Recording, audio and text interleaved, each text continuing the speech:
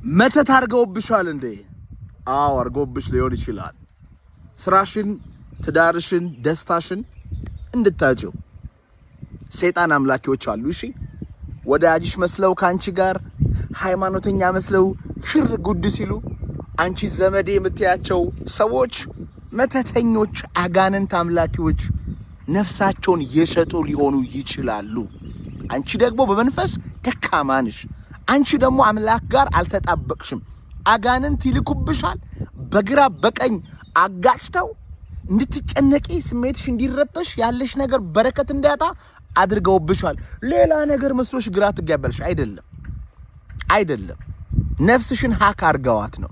ምናልባት ምትወጃቸው ሰዎች፣ ምናልባት ሚስጥርሽን ያጋራሻቸው ሰዎች፣ ምናልባት እንዲሳካላቸው ምትፈልጊያቸው ወዳጅ ምትያቸው ሰዎች አረመኔ ያንቺን ነፍስ ህይወት ገደል የጣሉ ሊሆኑ ይችላሉ። አድምጪኝ፣ አቅም የላቸውም። ነፍሳቸው እየተጨነቀች ነው። ምናልባት ገንዘብ አግኝተው ሊሆን ይችላል። ምናልባት ዝናሽን ወስደው ሊሆን ይችላል። ምናልባት እድልሽን ቀምተው ሊሆን ይችላል። አቅም የላቸውም። ይጋለጣሉ፣ ይዋረዳሉ። ትንሽዬ ጸሎት አድርጊ፣ ወደ አምላክሽ ሂጂ።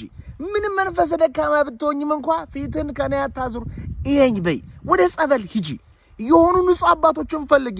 ከሌሉም በልብሽ ተንበርክከሽ አምላክሽን አጋልጥልኝ ብለሽ ስገጂ።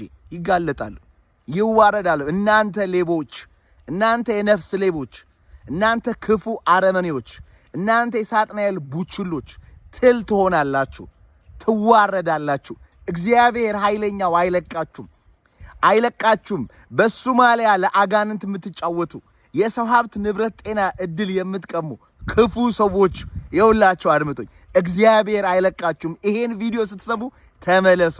አይምራችሁ መድኃኒዓለም